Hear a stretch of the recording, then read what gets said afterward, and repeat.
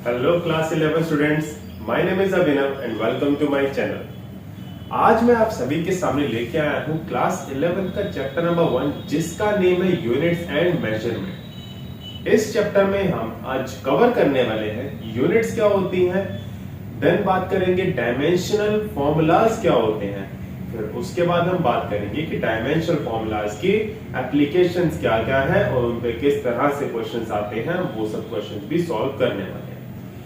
इतना I can assure you कि अगर आप ये वीडियो एंड तक देख लेते हो, जो भी इसमें टॉपिक्स कवर होते हैं उन टॉपिक्स में आपको किसी भी तरह का कोई भी डाउट नहीं रहने वाला। तो चलिए जरा बिना टाइम वेस्ट किए जल्दी से चैप्टर को करते हैं स्टार्ट। आपके सामने है यूनिट्स एंड मेजरमेंट। सबसे पहला जो इसके अंदर पॉइंट बनता है कि यूनिट्स होती क्या है। एक बार आपको यूनिट्स के बारे में बता दो, जरा देखिए जरा। अभी तक आपने जब क्लास 9th में आपने ढंग से फिजिक्स पढ़नी जब स्टार्ट की, जहां पे प्रॉपर आपके पास चैप्टर्स आए, मोशन क्या होता है, लॉज ऑफ मोशन क्या होते हैं, ग्रेविटेशन चैप्टर क्या होता है, तो वो जब आपने सब चीजें पढ़ी वहां पे आपने कुछ नेम्स पढ़े थे। जैसे कि आपने वहां पढ़ा था फोर्स, जैसे आपने वहां पढ़ा था स्पीड, आपने वहां पे पढ़ा था मोमेंटम। ये सब चीजें आप वहां पे पढ़ रहे थे। इन्हें बोलते क्या है, इन फिजिक्स की टर्म्स को हम बोलते क्या है, इनको हम बोलते हैं फिजिकल क्वांटिटीज।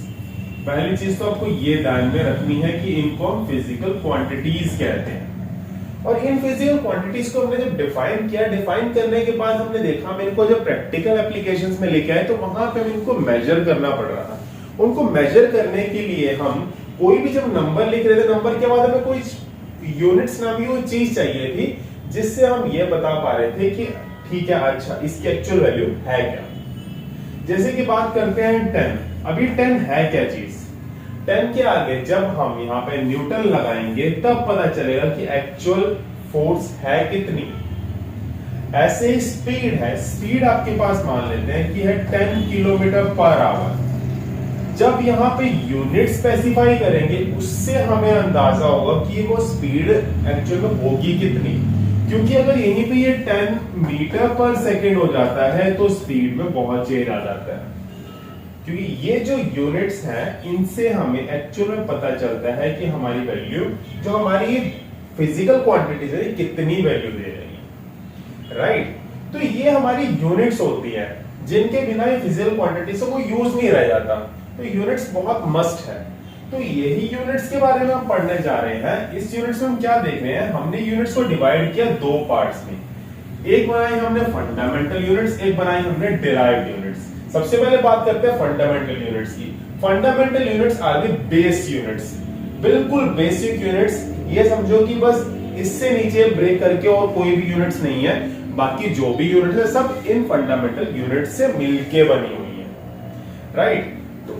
एक तो क्या है कि हम पहले तो यहां लिख लेते हैं फिजिकल क्वांटिटीज, यहां लिख लेते हैं इधर इनकी एसआई यूनिट्स। क्लियर।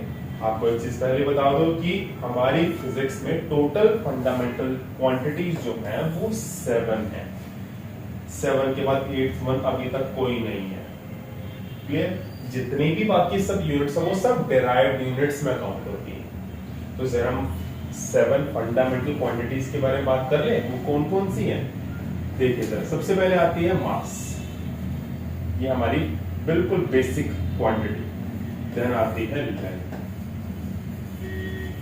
देन आती है time,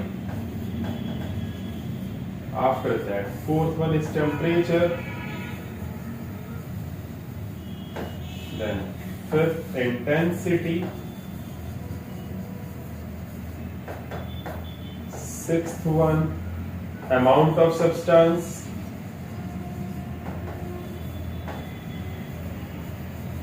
seventh and last is current। तो ये है आपकी टोटल 7 फंडामेंटल क्वांटिटीज। इन्हीं से मिलके बन रहे हैं। इनसे अब इनके बात करते हैं यूनिट्स के बारे में। मास की जो यूनिट होती है वो होती है केजी। इसके लिए पेन चेंज कर लेता हूं जरा यहां से। मास की ऐसा क्या रहती है, केजी। लेंथ की क्या होती है, मीटर। टाइम की क्या होती है सेकेंड, टेम्परेचर क्या होती है केल्विन। ये सब आप छोटी क्लास में पढ़ के आए हुए हो, राइट। फिर एक नया वर्ड आपके सामने आ रहा है इंटेंसिटी। इंटेंसिटी की होती है सीडी, जिसको हम बोलते हैं कैंडेला। आगे जाके आप चैप्टर्स में जब आगे जाते रहो तब पढ़ोगे इसके बारे में कि इंटेंसिटी है क्या चीज। फिर ऐसी है amount of substance. Amount of substance को हम लिखते हैं मोल। क्लियर। फिर हमारे पास है करंट। करंट की होती है एम्पियर। क्लास 10 में आप इसके बारे में पढ़ के आ ही चुके हो। तो ये है आपकी टोटल 7 फंडामेंटल यूनिट्स। इसके बाद अब आगे आते हैं हमारे पास डिराइव्ड यूनिट्स। अब डिराइव्ड यूनिट्स क्या है? Those units which are derived from fundamental units are called derived units. Clear? जैसे कि अब बात करते हैं कि ले लेते हैं फर्स्ट उठाते हैं, मैं भी पहले यहां पे लिखूंगा इधर फिजिकल क्वांटिटी,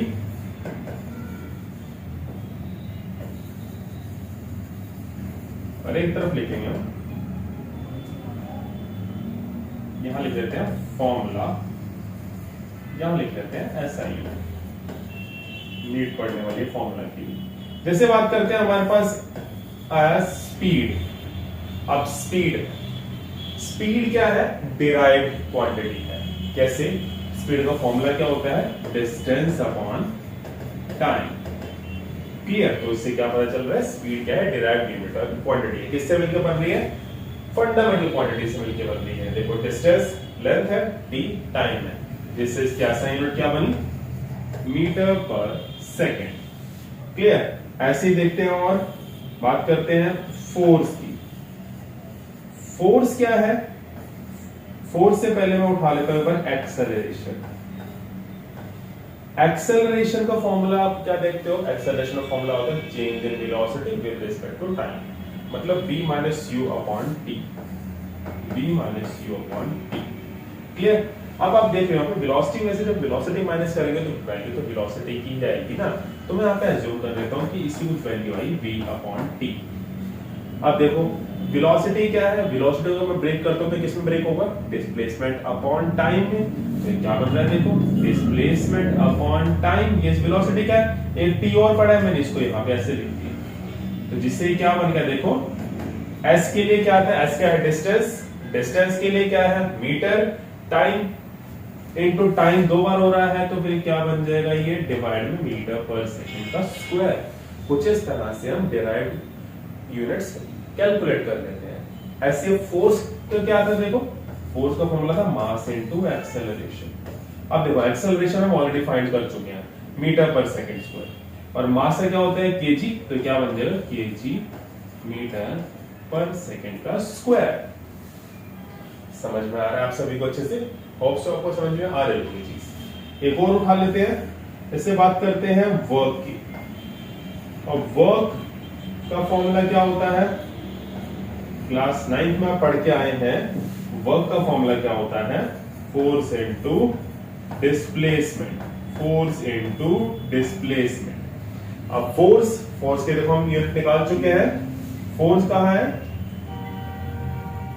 केजी मीटर। मैं इसको लिख रहा हूं सेकेंड इनवर्स टू, वो डिवाइड में, डिवाइड से मैं ऊपर ले आया, तो जब हम डिनोमिनेटर से न्यूमरेटर में जा रहे हैं, न्यूमरेटर से डिनोमिनेटर में जा रहे हैं, तो पावर के साइन में चेंज आ जाता है। तो मैं इसको न्यूमरेटर में ले आया, तो इसलिए s माइनस 2 बन गया।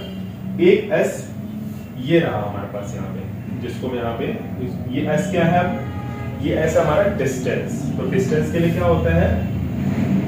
मीटर।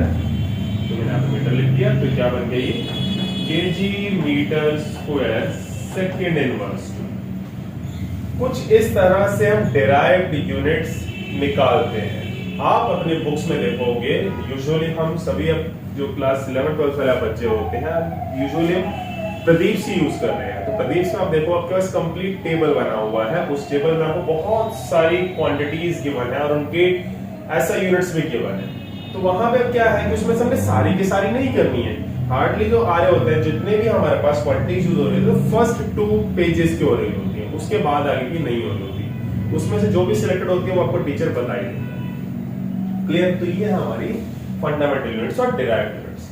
चलते हैं अब जरा आगे। आगे जाकर क्या हुआ? अब एक और नई चीज आई हमारे पास, जो अभी तक आप सभी ने किसी ने नहीं पढ़ी। वो क्या है? डायमेंशनल फॉर्मूले। अब ये डायमेंशनल फॉर्मूले है क्या चीज? These are the expression which shows how the base quantity represent a physical quantity। ये एक्सप्रेशंस वो है जो ये बता रहे हैं कि जितने भी बेस क्वांटिटीज हैं वो सब मिलके किस तरह से फिजिकल क्वांटिटीज को एक्सप्लेन कर रही होती हैं।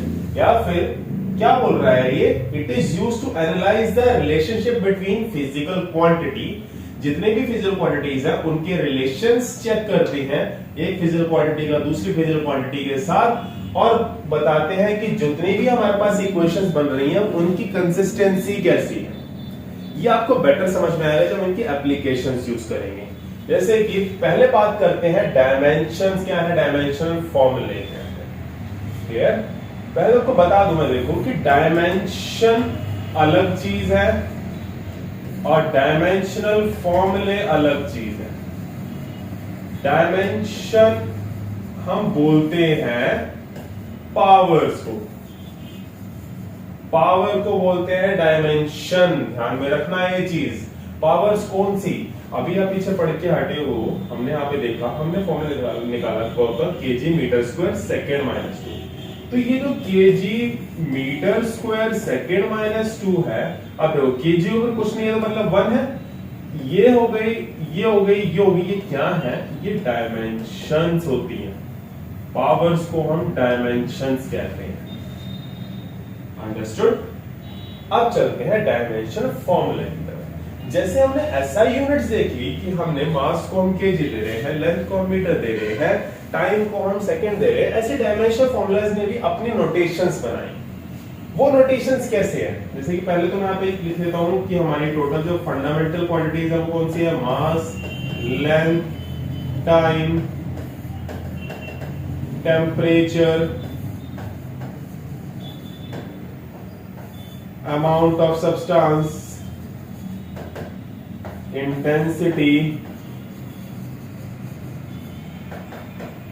current। अब इनको डायमेंशन फॉर्मूला के फॉर्म में कैसे लिखते हैं? देखो, मास को लिखते हैं जी कैपिटल एम से, ध्यान रखना है। तो इसको पुट करना है स्क्वायर ब्रैकेट में। लेंथ को हम लिखते हैं कैपिटल एल से, पुट करना है स्क्वायर ब्रैकेट में। Time capital T, put it in square bracket. Temperature capital K, amount of substance mole ऐसे होगा, intensity CD, current ampere. So these are the dimensional फॉर्मूले। अंडरस्टूड? अब डायमेंशनल फॉर्मूले कहां यूज हो रहे हैं, कैसे कर रहे हैं, एक बार जरा देखते हैं कि डायमेंशनल फॉर्मूले बन कैसे रहे हैं। ये वाली चीज देखते हैं जरा। मैं यहां पे लिख देता हूं फिजिकल क्वांटिटीज।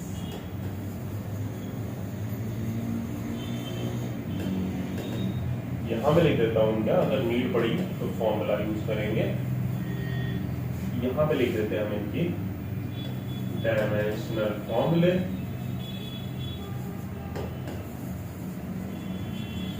और यहां आ जाते हैं ये एसआई यूनिट्स।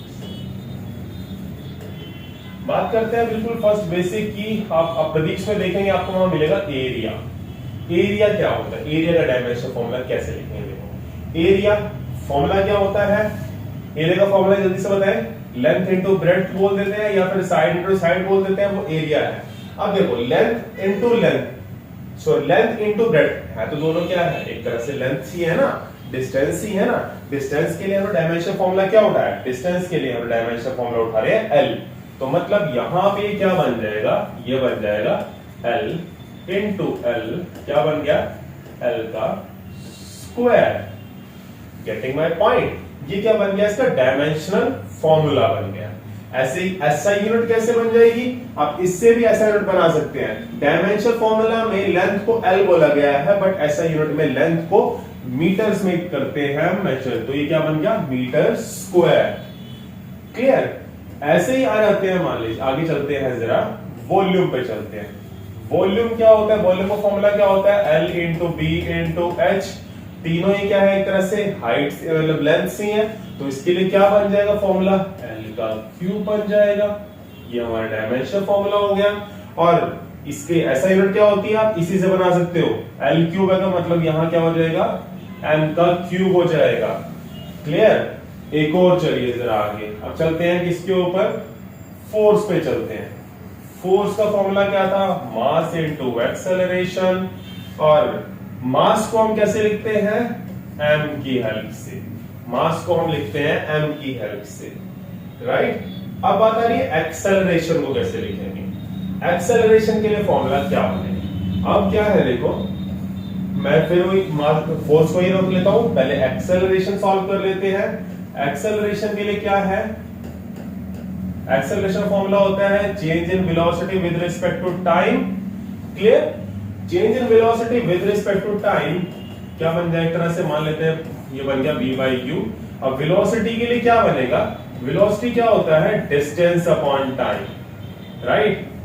और नीचे क्या पड़ा है, डिस्टेंस अपॉन टाइम, और एक टाइम ये रहा। अब डिस्टेंस है, डिस्टेंस हम कैसे लिखते हैं, एल के साथ, राइट। और नीचे क्या आ जाएगा यहाँ पे, टी का स्क्वायर, क्योंकि ये दो बार यहाँ मल्टीप्लाई पड़ा है ऐसे, तो ये ऊपर जाएगा तो क्या बन जाएगा, एल 1 टी माइनस 2।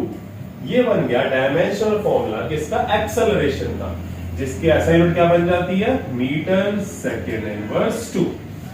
अब इसी को आप डायरेक्ट यहां लिख सकते हो, एक्सेलरेशन में क्या बन जाएगा, L1 t माइनस 2। तो क्या बन गया ये, M1 L1 t माइनस 2। ये रहा आपका डायमेंशनल फॉर्मूला। और सॉरी, ये मैंने यहाँ पे गलत लिखा है, यहाँ पे आएगी ऐसा यूनिट, मैं स्क्रीन पे एडजस्ट कर देता हूँ। ये बनेगा M1 L1 t minus 2। Clear. आप इसी से बना सकते हो ऐसा यूनिट। मास, मास के लिए क्या होता है, केजी। लेंथ, लेंथ के लिए क्या होता है, मीटर। टाइम के लिए क्या होता है, सेकंड इनवर्स 2। तो ये क्या बना आपका, फोर्स की डायमेंशन फॉर्मूला और ऐसा यूनिट। एक और चलते हैं, हम चलते हैं किस पे, वर्क पे। और वर्क का फॉर्मूला क्या है, अब देखिए मैं आपको एक और तरह से बताता हूं कैसे हम डायमेंशनल फॉर्मूला निकाल सकते हैं।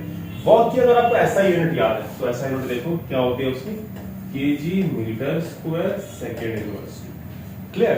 तो इससे हम डायमेंशनल फॉर्मूला डायरेक्ट बना सकते हैं। देखो केजी के लिए क्या होता है, मास m, मीटर स्क्वायर के लिए मतलब l स्क्वायर, सेकंड स्क्वायर मतलब t माइनस 2। ये देखिए जरा, आप डायरेक्ट डायमेंशनल फॉर्मूला इस तरह से भी बना सकते हो। और क्या है, उठा लेते हैं, जैसे मान लो हमने उठाया पावर। अब पावर का फॉर्मूला क्या होता है भाई, पावर का फॉर्मूला होता है वर्क अपॉन टाइम। क्लियर। अब वर्क के लिए क्या था, m1 L2 t माइनस 2। ये था, मैंने ऐसे उठा लिया। अब एक t नीचे पड़ा है, ये t यहाँ चला गया। अब ये t यहाँ से ऊपर जाएगा, तो क्या बन जाएगा, m1 L2 t माइनस 3। क्योंकि t रेस्ट पर 1 था, नीचे ऊपर जाएगा तो -1 हो जाएगा, सो -2 -1 -3 बन जाएगा।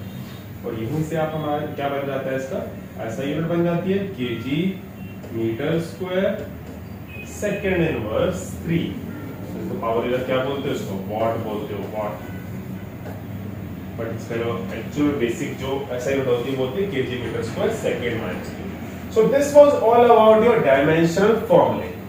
होप्स आपको ये चीज अच्छे से समझ में आई होगी। आप कुछ और भी इसकी प्रैक्टिस कर सकते हैं, आप उनको आप देख सकते हैं अपने प्रदीप्स में।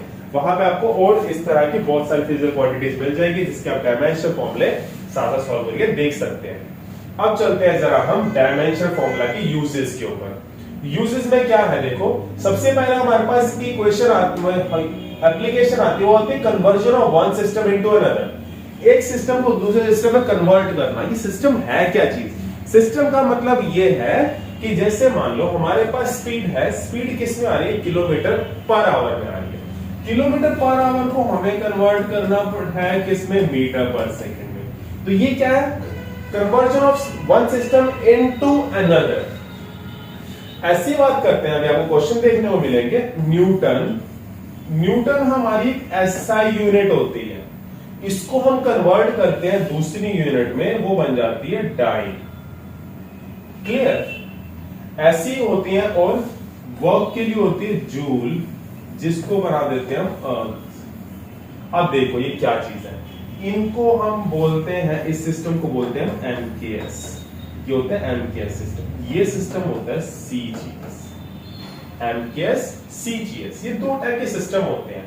एक सिस्टम और भी होता है एफपीएस, चलो इसको भी देख लेते हैं। ये तीन टाइप के सिस्टम है। हम यूजुअली यूज करते हैं एमकेएस और सीजीएस। कभी हम इससे इधर जाते हैं, कन्वर्ट होते करते हैं, कभी सीजीएस से एमकेएस में जाते हैं। अब इनके फुल फॉर्म देखो, यहां पे क्या है, ये एम क्या है, मीटर, के क्या है, किलोग्राम, एस क्या है, सेकेंड। क्लियर? और ऐसे यहां पे सी क्या है, सेंटीमीटर, जी क्या है, ग्राम, एस क्या है, सेकेंड।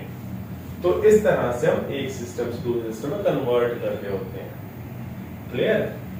तीसरा है एफ बोले तो फुट, पी बोले तो पाउंड, और एस सेकेंड। तो आपको पता ही है अच्छे से कि हमारे यहाँ पे तो जो हमारा इंडियन सिस्टम है उसके अंदर हम फुट, पाउंड और सेकंड में तो हम चीजें नहीं हम यूज कर रहे होते, ले रहे होते किसी भी तरह की। हमारे पास जितने भी है क्वांटिटी जो हम लेते हैं, ठीक है, वो सब में हम मीटर, किलोग्राम, सेकंड, इस टाइप के हम चीजों का हम यूनिट्स का यूज कर रहे होते हैं। फुट, पाउंड इंडिया में इतना नहीं चल रहा होता, इसलिए हम इसको तो इग्नोर ही करके चलते हैं। हम बात किसकी करते हैं, हमेशा इन्हीं एमकेएस और सीजीएस सिस्टम की करते हैं। अब चलते हैं जरा कन्वर्जन कैसे होती है, उसका फॉर्मूला क्या है। मान लो कि आपके पास दो सिस्टम है। एक सिस्टम को हमने नाम दिया Q1 और फिजिकल क्वांटिटी है, एक को हमने बोल दिया Q1, इसको कन्वर्ट करना है हमने Q2। क्लियर? हमने Q1 से जाना है Q2। अब Q1 को कैसे लिखते हैं? Q1 को हम लिखते हैं N1U1 की फॉर्म में। N1U1 मतलब मान लो Q कुछ भी है, मान लो फोर्स है, और फोर्स का कैसे लिखते हो, 10 न्यूटन हो गया, ठीक है ना। ऐसी मान लो स्पीड है, स्पीड को कैसे लिखते हो, 10 मीटर पर सेकंड हो गया। तो ये जो मीटर पर सेकंड है ये यूनिट है, और ये 10 क्या है, ये n है। यही n और u में यहाँ पे यूज करता हूँ। तो ऐसे ही Q2 के लिए क्या हो जाएगा, N2U2। क्लियर? अब यहाँ पे क्या है, देखो इस U1 को हम क्या लिखते हैं, U1 को हम लिखते हैं M1 L1 T1 raise to power A B C। जैसे कि आप यहाँ पे हम देख रहे थे कि जो हमारे पास है ज्यादातर यूनिट्स आ रही है, जैसे केजी मीटर सेकंड है, केजी क्या है, देखो MLT। जो ज्यादातर हमारी जो क्वांटिटीज हैं उनकी जो वैल्यूज आ रही है वो MLT में आ रही होती है। जहां पे मान लो M में नहीं आ रही, वहां पे M रेज़ टू पावर 0 ले लेंगे, L और T साथ में रहेंगे ही रहेंगे। इस तरह से हम MLT में ज्यादातर हमारे पास फॉर्मूलाज निकल रहे होते हैं। तो इसलिए फॉर्मूला जो मेन फॉर्मूला बना रहे हैं उसमें तो हम तीनों कंसिडर करना पड़ेगा। तो हमने अब बात की U1 क्या है, M1 raise to power A, L1 raise to power B, T1 raise to power C। ऐसी U2 क्या बन जाएगा, M2 raise to power A, L2 raise to power B, T2 raise to power C। तो ये हमारे पास दो units होगी। अब इनकी वैल्यूज क्या करें, हम जरा इसमें पुट करेंगे। उससे पहले मैं एक बार इसको एडजस्ट कर लूं। N2 को वही रहने दो, इसको हमें निकालना होगा, बाकी चीजें हमें गिवन होगी। N2 वही रहेगा तो U2 चला जाएगा उसके डिवाइड में, तो ये बन जाएगा कुछ इस तरह से। क्लियर? अब इसमें वैल्यूज पुट करो, तो वैल्यूज पुट करेंगे क्या बन जाएगा, N1 मैं यहाँ पे देखो उसको ऐसे लिख रहा हूँ M1 अपॉन M2, क्योंकि दोनों की पावर सेम, तो कुछ ये बन गया। ऐसी L1 upon L2 raise to power B, T1 upon T2 raise to power C, ये क्या होगा, इक्वल टू N2। ये रहा आपका फॉर्मूला। इस फॉर्मूला को हमें यूज करना है। चलिए जरा करते हैं क्वेश्चन में ये फॉर्मूला यूज। क्वेश्चन आ आपके पास कन्वर्शन करना है 1 न्यूटन को टाइम में। आपको बताया था मैंने, फोर्स होती है ये, आपको अभी तक नहीं पता है, ठीक है ना, क्योंकि आपने पढ़ा ही नहीं है, बट अब आपको एक बार बता दूंगा तो आपको याद रहेगी। पहले आपने देखना है यहाँ पे 1 न्यूटन होता क्या है। 1 न्यूटन होता है अभी फोर्स, 1 न्यूटन होता है हमारा फोर्स। क्लियर? अब देखना है तो लिखना होता है हमें डायमेंशनल फॉर्मूला क्या है। डायमेंशनल फॉर्मूला क्या है फोर्स का। फोर्स का डायमेंशनल फॉर्मूला होता है M1 L1 T-2। Force m1 L1 T - 2। तो मैं यहाँ पे फॉर्मूला लिख दिया। अब देखना जरा कहां से क्या क्या वैल्यूज निकल के आती है। ये 1 जो है ये है n1 की वैल्यू, जो कितनी है 1। ठीक है, ये जो ऊपर गिवन है 1 1 और -2, ये वैल्यूज है a b c की। तो मतलब a की वैल्यू 1 हो गई, b की वैल्यू 1 हो गई, c की वैल्यू -2। क्लियर? तो ये हमारे पास आ रही है। जैसे जैसे जो स्टेप्स आते रहेंगे उसमें पेन चेंज कर, कलर चेंज करते रहूंगा पेन के। तो हमने यहाँ पे ये चीज निकाल ली। अब क्या है, अब हमने यहाँ पे एक और चीज अब क्या देखना है स्टेप की, हम यहाँ पे देखेंगे कि हम किस सिस्टम से किस सिस्टम में जा रहे हैं। न्यूटन जो है वो एमकेएस सिस्टम होता है, डाइन सीजे सिस्टम होता है। तो हम जा रहे हैं यहाँ पे एमकेएस से सीजीएस। क्लियर? तो एमकेएस से सीजीएस में जा रहे हैं। तो अब हम इसके अंदर क्या करेंगे, देखो फॉर्मूला लिखने से पहले मैं यहाँ पे लिख रहा हूं m1 L1 T1 m2 L2 T2। अब इनकी वैल्यूज पुट करनी है। देखो एमकेएस से सीजीएस में जा रहे हैं तो इनकी वैल्यूज उसी अकॉर्डिंग पुट करनी शुरू करो। देखो कैसे वैल्यूज रखेंगे हम। m क्या है यहाँ पे मीटर है, तो यहाँ पे हम लिख देंगे 1 मीटर। k क्या है, kg है, तो लेंथ हम लिखेंगे, सॉरी उल्टा लिखा मैं, मास ये रहा। तो मास के लिए क्या लिखेंगे 1 kg, लेंथ कितनी है मीटर में, तो 1 मीटर, टाइम लिखेंगे 1 सेकंड। कन्वर्ट किस में कर रहा है, सीजीएस में। सीजीएस में m क्या बन जाएगा, m बन जाएगा उसमें 1 ग्राम, लेंथ बन जाएगी 1 सेंटीमीटर, टाइम बन जाएगा 1 सेकंड। क्लियर? तो इस तरह से हम एक सिस्टम दूसरे सिस्टम में जाएंगे। अब आ जाओ जी जरा इसके ऊपर फॉर्मूला के ऊपर।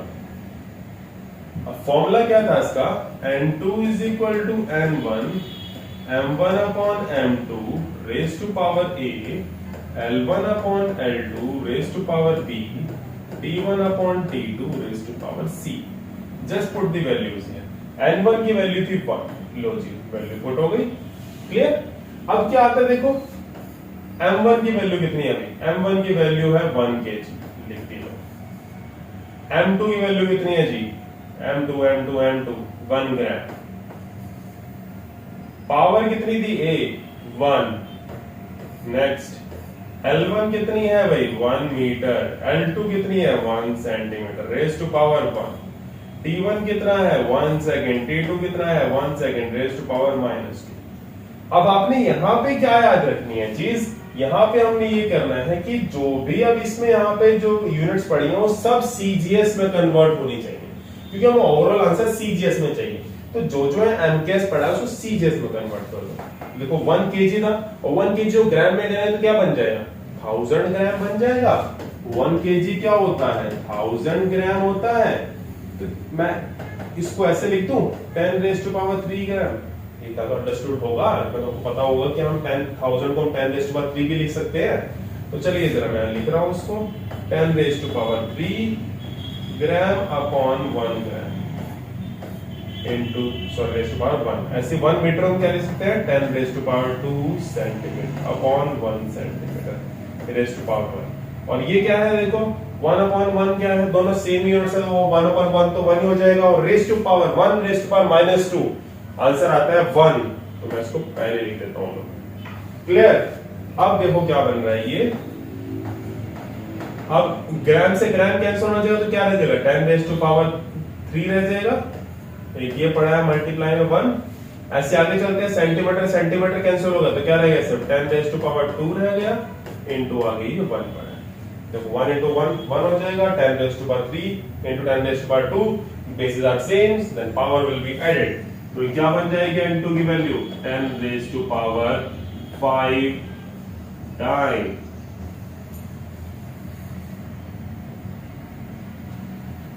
So this is your answer।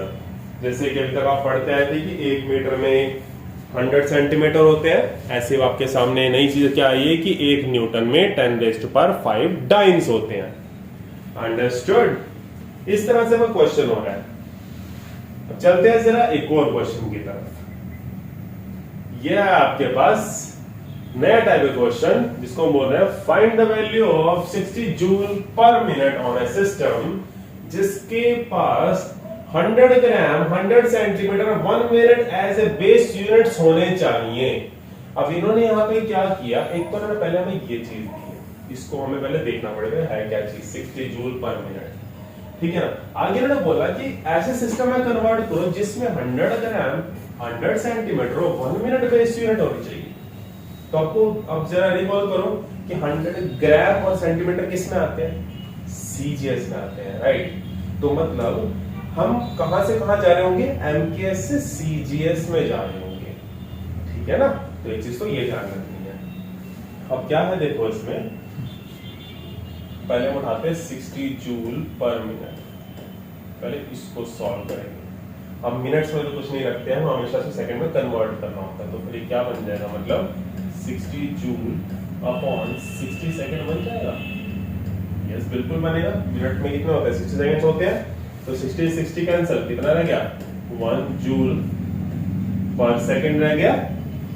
समझ में आ रही है चीज, ध्यान से देखो तो कितना रह गया ये 1 जूल पर सेकंड। और ये 1 जूल पर सेकंड होता क्या है, इसको हम लिखते हैं 1 वॉट। और 1 वॉट क्या होता है भाई, अब आपके सामने आ गया, ये बन गया देखो सिंप्लीफाई होके 1 वॉट। अब 1 वॉट होते क्या है, ये होती है पावर। अब क्वेश्चन वैसे चलेगा जैसा पीछे कर रहे थे, इसको सॉल्व करने में देखा कितना है 1 वॉट। 1 वॉट क्या होती है, पावर। अब डायमेंशनल फॉर्मूला देखेंगे भाई किसका, पावर का। पावर का डायमेंशनल फॉर्मूला जब आप बुक में आप उस पेजेस पे जाएंगे तो वहां आपको पता चल जाएगा। इसका डायमेंशनल फॉर्मूला होता है m1L2T-3। ये होता है इसका डायमेंशनल फॉर्मूला। मतलब कि अब जरा वैल्यूज देख ले किसी क्या पड़ी है, ये क्या है n1 कितना है 1, ये कितना है हमारे पास, a की वैल्यू 1, b की वैल्यू 2, c की वैल्यू -3। अब क्या करना है देखो, हमने नेक्स्ट स्टेप में क्या लिखना होता है, कौन से हमने लिखने हैं कि एमकेएस से हम कहां जा रहे हैं, सीजीएस में जा रहे हैं। अब यहां पे हम क्या लिखेंगे, इधर m1 L1 T1 m2 L2 T2।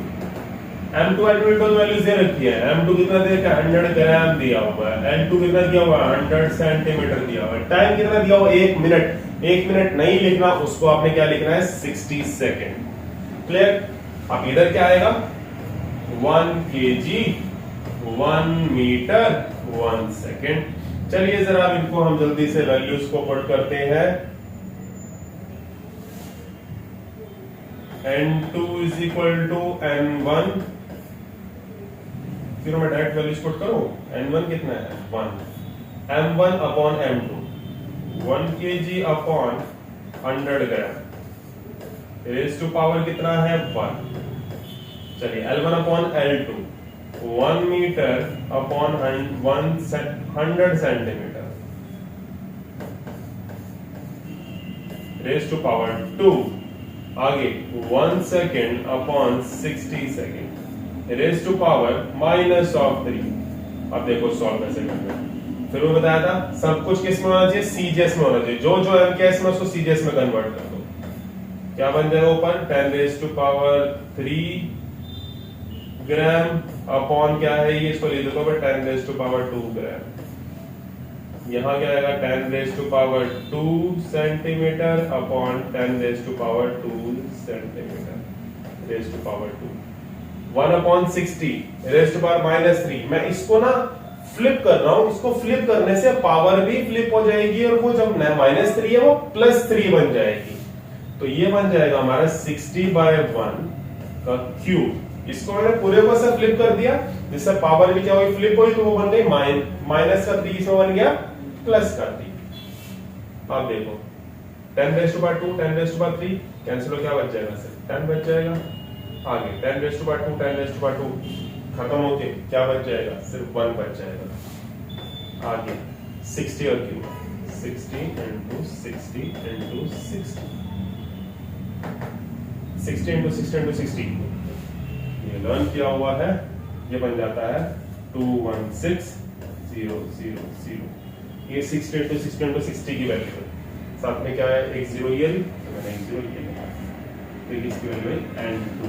अब इसको ऐसे नहीं छोड़ना, इसको हम कैसे लिखेंगे, या तो अब इसको ऐसे लिख लो 10⁴, ठीक है। आगे हम लिख देते हैं इसके न्यू यूनिट्स, या हम और बेटर वे में इसको कैसे लिखते हैं, देखो हम इसको ऐसे लिख देते हैं कि 2.16 इंटू 10⁶। एक्चुअल में आपका आंसर जो है बुक में ये है। अब ये कैसे हुआ, जो 216 है ना, जब हमारे पास कोई भी वैल्यू आती है, मान लो ऐसे 524 आ रही है या फिर 638 आ रही है, हम इसको कभी भी जैसे और साथ में गिवन है यहाँ पे वो चाहिए, हम इसको कभी भी ऐसे नहीं छोड़ते। इनको हम क्या करते हैं, हम यहाँ पे कोशिश करते हैं कि हमारे पास 1.23 या फिर 5.24 या फिर 6.38 ऐसे वैल्यू है। अब यहाँ पे पॉइंट लगाना है तो वो कैसे लगेगा, अब देखो यहाँ पे पॉइंट तभी लगेगा जब इसके पास नीचे 100 होगा, क्लियर, तब ये क्या बन जाएगा 5.24 बन जाएगा। बट 100 हम ऐसे तो नहीं ऐड कर सकते अपनी तरफ से, हम कुछ भी वैल्यू पुट कर दी, तो हमने क्या किया 100 से डिवाइड किया, तो 100 से मल्टीप्लाई भी कर देता ताकि इक्वेशन बैलेंस हो जाए। तो अब ये क्या बन जाएगा, ये बन जाएगा 10⁻⁷ और ये बन गया 5.24। सेम काम वहां भी किया जाएगा। इस तरह से आपके पास एक और टाइप का क्वेश्चन हो गया इसका सॉल्व। क्लियर है चीज, ऐसे आप क्वेश्चंस को सॉल्व करते हैं। चलिए जरा एक क्वेश्चन और दिखाता हूं। इस क्वेश्चन को मैं सॉल्व नहीं करूंगा, इन क्वेश्चन को आप अपने आप देखेंगे। एक क्वेश्चन तो ये रहा 1 जूल को ऑल्स में करना है, कोशिश करेंगे आंसर बिल्कुल 100% आएगा ही आएगा, कोशिश जरूर कीजिएगा। इसका आंसर आएगा 10⁻⁷ आवर्स। ये वर्क है, वर्क बहुत प्यार से आप इसको सॉल्व कर पाओगे। एक क्वेश्चन और है ये कि अगर value of universal gravitational constant 6.67 into 10⁻⁻11 newton metre square kg-2 है, इसको आपने वैल्यू निकालनी है CGS में, तो मतलब हम जाएंगे MKS से CGS में। तो भैया यहाँ देखो कि न्यूटन मीटर स्क्वायर kg-2 है, अब यहाँ से कैसे इसको सॉल्व कर पाओगे, अब यहाँ से इसका डायमेंशनल फॉर्मूला क्या निकालोगे, डायमेंशनल फॉर्मूला इतना इजीली ऐसे निकल नहीं पाएगा। तो इसके लिए क्या करना है, हमें पहले तो इसकी जो असाइनमेंट है इसको सिंपलीफाई कर लो। सिंपलीफाई कैसे, देखो न्यूटन है, न्यूटन क्या होती है kg/s-2। अब एक पढ़ा है साथ में मीटर स्क्वायर, एक पढ़ा है kg-2, ठीक है। तो अब जब आप इसको देखते हो तो इसको आप सॉल्व करो तो क्या बन जाएगा, देखो kg-2 और वो ये बन गया kg-1 मीटर का क्यूब सेकेंड का -2। ये आपके पास क्या बन रहा है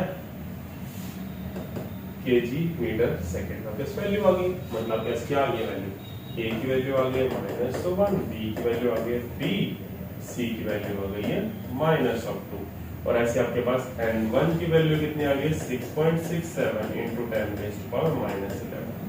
आप इस तीनों की वैल्यूज आ गई है। अब आप इसके बाद क्या करेंगे, सेम फॉर्मूला आप अप्लाई करेंगे, सेम फॉर्मूला में आप ये वैल्यूज पुट करेंगे, आपके पास आराम से आंसर आ जाएगा। जरा ध्यान से देखिए उसको जल्दी से। तो चलिए जरा नेक्स्ट टाइप के न्यूमेरिकल्स का अब आता है आपके पास check the correctness of formula. ये सेकंड एप्लीकेशन है। अब सेकंड एप्लीकेशन में क्या होगा, ये सेकंड एप्लीकेशन बहुत बहुत बहुत इजी है। इसमें आपने ये देखना होता है क्या हमारे फॉर्मूलास करेक्ट है, और वो चेक कैसे होता है, हम इसमें लेफ्ट हैंड साइड को राइट हैंड साइड के साथ कंपेयर करते हैं। जैसे कि आपके सामने ये पड़ा v = du + at, तो मैं यहाँ पे लिख देता हूँ LHS, इधर लिख देता हूँ RHS। अब LHS में क्या है, v है, तो v का फॉर्मूला क्या होता है, LT-1 L1T-1, जब कोई आप हो जाएंगे। u का क्या होता है, u होता है LT-1, दोनों ही वेलोसिटी ज्यादा है, डायमेंशन फॉर्मूला डिफरेंट थोड़ा हो सकते हैं, सेम ही रहेंगे। एक्सेलरेशन क्या होता है LT-2, और टाइम में क्या होता है t। अब देखो t-2 into t⁻⁻1, तो ये क्या बन जाएगा, ये बन जाएगा LT-1। क्लियर, और इधर क्या बन जाएगा, ये LT-1 तो ऑलरेडी पड़ा है, ठीक है जी। अब आगे क्या बनता है, यहां भी एक नई चीज आपके सामने आ रही है डायमेंशनल फॉर्मूलास की। डायमेंशनल फॉर्मूलाज क्या कहते हैं? डायमेंशनल फॉर्मूलाज जो हमारे पास कांस्टेंट्स होते हैं या फिर न्यूमेरिक वैल्यूज होती हैं, इनको डायमेंशनल फॉर्मूलाज रीड नहीं करते, इनकी वैल्यू कुछ नहीं आती है। तो कहने का मतलब क्या है भाई कि जब आप LT-1 प्लस LT-1 करोगे तो आंसर क्या आना चाहिए? 2LT-1 आना चाहिए, है ना? बट यहाँ पे आपने 2LT-1 आप इसको नहीं लिखेंगे, आप इसको लिखेंगे सिर्फ LT-1। डायमेंशनल फॉर्मूलाज के रूल्स में आता है। तो हम यहाँ पे क्या देख सकते हो? LHS हमारे RHS के इक्वल हो गए। तो मतलब ये फॉर्मूला क्या है? 100% करेक्ट है। अब ये फॉर्मूला तो हमने ऑलरेडी आप देख रहे होंगे, न्यूटन की फर्स्ट इक्वेशन ऑफ मोशन उठाई है, तो वो तो करेक्ट है ही है। तो फॉर्मूला में 100% करेक्ट आना ही था, तो इसमें गलती हो ही नहीं सकती। ठीक है जी। तो ऐसे आपने फॉर्मूलाज को ध्यान रखना है। एक तो देखो डायमेंशनल फॉर्मूलाज ने ये चीज बताई कि न्यूमेरिकल वैल्यूज को काउंट नहीं करते। एक और इसने क्या चीज बताई है कि हमेशा सेम क्वांटिटी में एडिशन होगी, जैसे कि फोर्स प्लस फोर्स होगा, ठीक है ना, जो फोर्स मिलेगा, ऐसे ही वेलोसिटी प्लस वेलोसिटी होगी जो वेलोसिटी देगी। बट ऐसा नहीं होगा कि कहीं पे आप फोर्स प्लस वेलोसिटी कर दो, ये पॉसिबल नहीं होता। इस टाइप का न्यूमेरिकल भी पेपर में नहीं आ सकता जहां पे आपके पास सबको ये बोल करने के लिए आ जाए कि आपको उसमें वेलोसिटी में आपको फोर्स ऐड करनी पड़ रही है। ऐसा नहीं होगा। अगर बाय चांस 1% ऐसा हो भी गया तो क्वेश्चन समझो गलत है, ऐसा हो ही नहीं सकता। डायमेंशनल फॉर्मूलाज ये कहते हैं कि हम सेम फिजिकल क्वांटिटी के अंदर हम सेम फिजिकल क्वांटिटी को ही ऐड कर सकते हैं। हम फोर्स के अंदर वर्क नहीं ऐड कर सकते हैं या फिर फोर्स के अंदर पावर नहीं ऐड कर सकते हैं। अंडरस्टूड? तो चलते हैं जरा एक और क्वेश्चन के ऊपर। देखो S = UT + ½ AT², LHS = RHS करना है। अब LHS क्या है? देखो S है, S के लिए क्या होता है? L, ठीक। अब जैसे कि आप देख पा रहे हो तो मैंने सेकंड इक्वेशन ऑफ मोशन उठाई है, तो मतलब ये भी 100% करेक्ट जाने वाली है। तो जरा देखते हैं कैसे बनती है। अब UT, U क्या होता है? LT-1, T क्या है? T, ठीक है ना, प्लस अब देखो यहाँ आ गया 1/2। 1/2 को इग्नोर करना है, न्यूमेरिक वैल्यूज को डायमेंशनल फॉर्मूला नहीं रीड करते, तो वो इग्नोर हो गया। तो क्या रह गया? LT-2 किसका है? ये एक्सेलरेशन का। T², ये आ गया 0.T²। अब देखो LT-1 into T, यहाँ पे ये अब देखो स्पीड को हम टाइम से मल्टीप्लाई कर रहे हैं। Multiply is different thing. वहां बात कर रहा था एडिशन या सब्ट्रैक्शन की, वहां एडिशन या सब्ट्रैक्शन की बात हो रही थी, यहाँ पे मल्टीप्लाई हो रहा है। मल्टीप्लाई हो सकती हैं चीजें। तो देखो T-1 into T+1 क्या बन जाएगा? 0 हो जाएगा, वो खत्म हो जाएगा। क्या रहेगा? सिर्फ L रहेगा। अब यहाँ पे LT-2 T का +2, तो ये T-2 T+2 कैंसिल आउट हो जाएंगे, तो क्या रह गया? L। तो यहाँ पे आंसर क्या है? देखो 2L आना चाहिए, तो हम क्या लिखेंगे? इसको L लिखेंगे। यह रहेगा आपका एक और कंसिस्टेंसी। क्लियर? आपको मैंने यहाँ पे 2 चीजें बताई, आपको एक तीसरी चीज एक और बता दूं कि अगर आपको ऐसा कुछ आए कि आपको फोर्स में से फोर्स माइनस करना है, इसका आंसर 0 नहीं आएगा, इसका आंसर क्या आएगा? F ही आएगा। कहने का मतलब, मान लो मैं आपको उठाता हूँ, स्पीड उठाता हूँ, थोड़ा लिखना आसान हो जाएगा। स्पीड प्लस स्पीड मतलब स्पीड आना चाहिए, कहने का मतलब LT-1 जब आप करते हो, LT-1 माइनस LT-1। अब देखो इसमें आप क्या करोगे? कॉमन निकालो। कॉमन निकालने क्या होगा? आपने LT-1 को कॉमन निकाल लिया। अब यहां से हट गया तो यहाँ क्या रह गया? 1 रह गया। यहां से हटा तो यहाँ क्या रह गया? 1 रह गया। 1 - 1 0 है। अरे 0 भी तो न्यूमेरिकल वैल्यू है, तो इसको भी क्या करता है? डायमेंशनल फॉर्मूले इग्नोर करते हैं। तो आंसर क्या आता है? LT-1 आता है। ये तीसरी क्या है इसकी एक और टाइप जिसने बताया है कि जो डायमेंशनल फॉर्मूला होता है उसमें रूल ऐसे चल रहा होता है। तीसरा रूल क्लियर? चलिए जरा आगे। अब आ रहा है आपके पास थोड़ा सा अपर लेवल क्वेश्चन जिस तरह से पेपर में आ रहे होंगे। क्या लिखा है? SNF is equal to U plus A/2 2n - 1। अब हमने इसको सॉल्व करना है। अब आप एक चीज देखिए, यहाँ पे क्या लिखा हुआ है, एस एनथ क्या लिखा है, distance travelled in nth second. Distance travelled in nth second, तो हम कैसे लिखेंगे, distance travelled in nth second. N क्या है यहाँ पे, टाइम है, तो जिसको मैंने यहाँ पे टी लिख दिया। चलो ठीक, इसका फॉर्मूला फिर क्या बन जाएगा, ये बन जाएगा डिस्टेंस का एल, टी का क्या बन गया, एल टी माइनस वन। ये लो जी हमारी एलएचएस हो गई solve. Distance travelled in nth second दिया हुआ था, इसलिए मैंने डिस्टेंस अपॉन टाइम लिख दिया, और वो क्या बन गया हमारे पास, एल टी माइनस वन बन गया। अब इधर चलते हैं, यू क्या होता है, एल टी माइनस वन लिख दिया। चल रहे हैं हम आगे, ए क्या होता है, एल टी माइनस टू। अब 2 है, 2 को इग्नोर करेंगे, आपको पता है न्यूमेरिकल वैल्यू है इसलिए। अब ब्रैकेट के अंदर देखो क्या है, यहां दिया हुआ 2, इसको भी इग्नोर करेंगे, क्या रहेगा एन यहाँ पे टाइम है, तो इसलिए टाइम के लिए हम क्या लिखेंगे, टी लिख देंगे। और -1 था, 1 भी न्यूमेरिकल वैल्यू, उसको भी इग्नोर कर दिया, तो क्या रह गया, वो टी रह गया। तो इसको आप सॉल्व करेंगे, ये क्या बन जाएगा, एल टी माइनस वन हो जाएगा, क्योंकि ये टी इस टी का एक माइनस कम कर रहा है। तो ऐसे यहाँ पे क्या बन गया, एल टी माइनस वन, दोनों को ऐड करेंगे तो आंसर क्या आएगा, L T minus one is equal to L T minus one. तो ये लीजिए आपके पास एक और क्वेश्चन हमने सॉल्व कर दिया। गेटिंग, इस तरह से आप ये क्वेश्चंस बहुत ही प्यार से आप सॉल्व कर पाएंगे। चलें जरा नेक्स्ट पे। नेक्स्ट क्या आता है, देखो नेक्स्ट ना अलग एक और तरह के टाइप है बीच में, हम इसमें ए और बी के वैल्यूज निकालते हैं। और ए और बी की वैल्यूज कैसे निकलती हैं, देखते हैं जरा।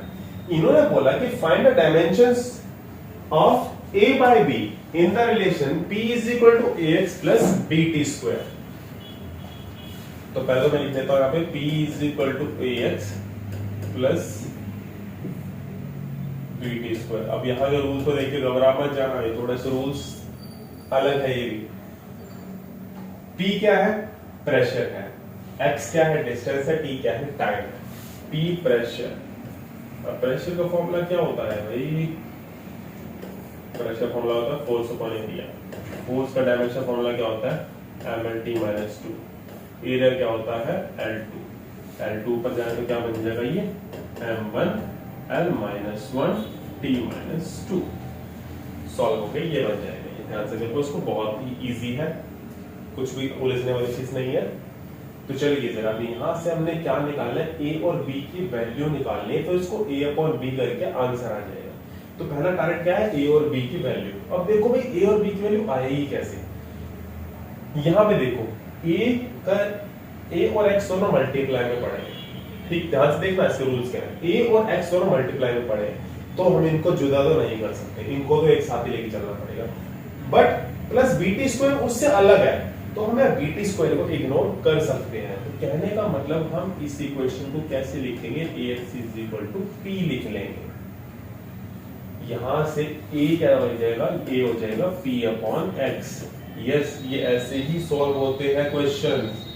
जैसे कि अब देखो आगे लिख रहा है bt स्क्वायर, अब bt स्क्वायर ax से अलग है, तो मैं यहाँ पे bt स्क्वायर पे लिखूंगा इज इक्वल टू p, जहां से d आ जाएगा p अपॉन t का स्क्वायर। बस अब अपने वैल्यूज पुट करने और आंसर आ जाएगा। t का फॉर्मूला क्या है, m1 l minus 1 t minus 2। x क्या है, डिस्टेंस है, तो वो क्या आ जाएगा l। अब ये l ऊपर जाएगा तो ये माइनस का हो जाएगा, तो ऊपर जाके बन जाएगा m1 l minus 2 t minus 2। तो ये बन गया, प्लस a की वैल्यू आ गई। ऐसे b की वैल्यू क्या आएगी, m1 l minus 1 t minus 2 upon में t का स्क्वायर। टाइम है ना, तो ये ऊपर जाएगा तो क्या बन जाएगा, माइनस का 2 बन जाएगा, तो ऊपर जाके तो ये उसमें ऐड होने वाला है और उसको बना देगा t माइनस 4। ये रही आपके पास b की वैल्यू। अब क्या करना है, आपने a अपॉन b कर देना है। m1 l minus 2 t minus 2, m1 l minus 1 t minus 4। जो कैंसल आउट हो रहा है उसको खत्म करो और बाकी सब चीजों को ऐड करते चलो। m1 n1 क्या खत्म हो जाएंगे, l माइनस 1 है, ऊपर आएगा प्लस 1 होगा, तो माइनस 2 प्लस 1 और ऐसे t क्या हो रहा है इधर, t -4 है, ऊपर जाएगा +4 हो जाएगा, तो t -2 +4, तो क्या बन रहा है ये बन गया l का -1 t का +2। ये रही आपके पास a/b की वैल्यू। बहुत बहुत बहुत बहुत इजी क्वेश्चंस होते हैं, आपके मार्क्स कटने की गुंजाइश बिल्कुल 0% है इस टाइप के क्वेश्चंस में। बहुत ही प्यार से हम इन क्वेश्चंस को सॉल्व कर पाएंगे। एक और टाइप देखिए सर, मतलब टाइप नहीं क्वेश्चन है कोई, जिसमें क्या बोला हुआ है, हमें दे रखा p = a - t² upon bx। क्या निकालना है, a अपॉन b निकालना है। p क्या है, प्रेशर है, तो p की वैल्यू कितनी हो जाएगी, m1 l - 1 t - 2। ये सॉल्व किया था ना, m1 l - 1 t - 2। ठीक है, क्या करना है, देखो a और b की वैल्यू निकालनी है। दोबारा देखो कैसे हो रहा है, अब a - t² लिखा हुआ है, तो आप इसको लिख लोगे a = t²। यस, ऐसे होगा सॉल्व। बिल्कुल इजी क्वेश्चन है। देखो थोड़ी सी मैथमेटिक्स यहाँ पे डिफरेंट चल रही है, जो हम रूल्स मैथमेटिक्स में पढ़ के आए हुए यहाँ हम देख रहे हैं, तो यहाँ तो ऐसा लग रहा है कि हम पता नहीं क्या कर रहे हैं, बट क्या कर सकते हैं, ये डायमेंशन फॉर्मूलाज की जो टाइप है ये, इसको ऐसे ही सॉल्व किया जाता है। a = t² हुआ, तो t क्या बन जाता है, t², राइट। अब आ जाते हैं, हमने निकालना है b की वैल्यू, और b की वैल्यू कैसे आ रही है, देखो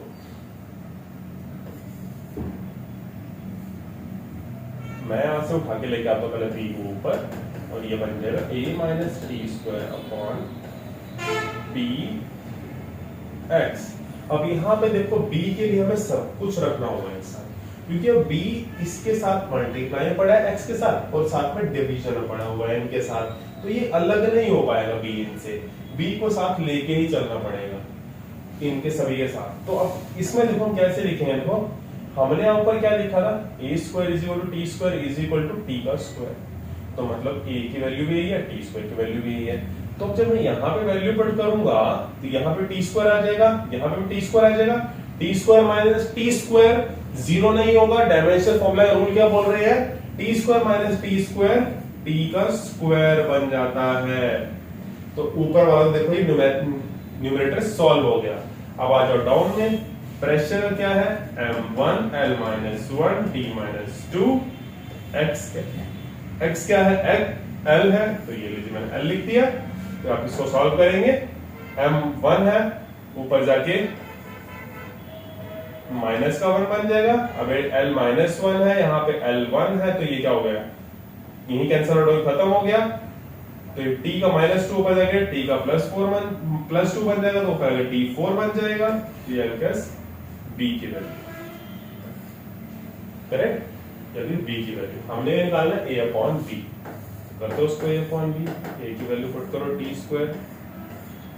नीचे वैल्यू पुट कर दो m-1 t4, तो क्या बन जाएगा, m-1 ऊपर जाके बन जाएगा m1 t +4 है, ऊपर जाके -4 बन जाएगा, तो 2 - 4 -2। ये लीजिए आपके पास एक और क्वेश्चन सॉल्व हो गया, ध्यान से देखो इसको। चलें जरा अब आगे, लास्ट क्वेश्चन, इसके साथ आज का टॉपिक हम फिनिश करेंगे। अब देखो लास्ट क्वेश्चन में क्या दिया हुआ है, b = a + bt + c upon d + t, और हमें क्या निकालनी है, a b c d की तीनों की वैल्यूज निकालनी है। अब जरा देखते हैं वैल्यूज कैसे आती है। बिल्कुल इजी है, वही सेम जो हम पीछे रूल्स पढ़ के आए वही रूल्स यहाँ लाएंगे। देखो a = v, a इंडिपेंडेंट पड़ा है बाकी सबसे, तो a = v हो जाएगा, और v क्या है, वेलोसिटी है, तो ये क्या बन जाएगा, lt - 1। ये लीजिए, ये आ गई आपकी a की वैल्यू, ये फिनिश खत्म। ऐसी d + t, यहाँ पे क्या है, ये d = t लिख सकते हो।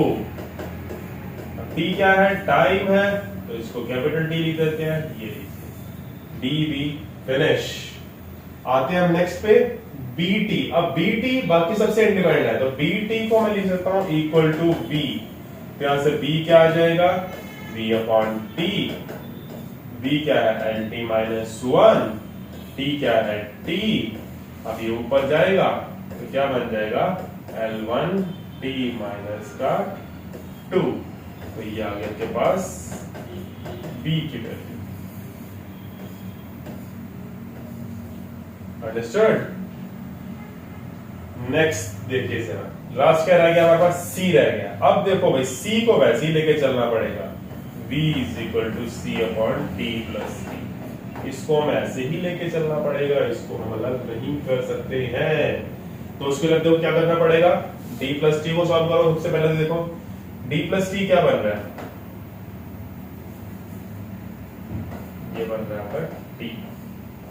कैसे सर, कैसे कैसे कैसे, ये देखो ना ऊपर t is equal to T बताया था आपने, आपको मैंने d की जगह t पुट करो, t की जगह t पुट करो, t प्लस टी, 2t नहीं होगा, t रह जाएगा। तो c upon T is equal to l की क्या होती है, l t माइनस v की क्या होती है, l t माइनस 1, और ये t पर मल्टीप्लाई हो जाएगा, l t minus 1 into t, अब t माइनस 1 और t कैंसिल आउट, तो क्या रह जाएगा, सिर्फ c की वैल्यू l रह जाएगी। तो ये रहा आपके पास लास्ट क्वेश्चन जो हमने सॉल्व कर लिया।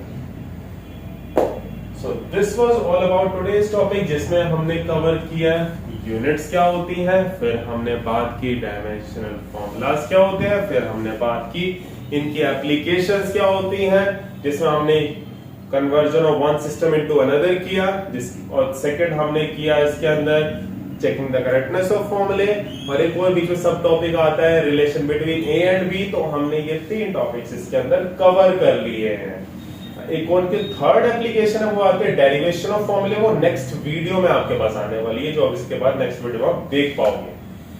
सो this was about today's topic. इसमें आपको कुछ भी किसी तरह की प्रॉब्लम आती है तो आप मेरे पास व्हाट्सएप कर सकते हैं, आपकी प्रॉब्लम का सॉल्यूशन आपको सबके साथ मिल जाएगा।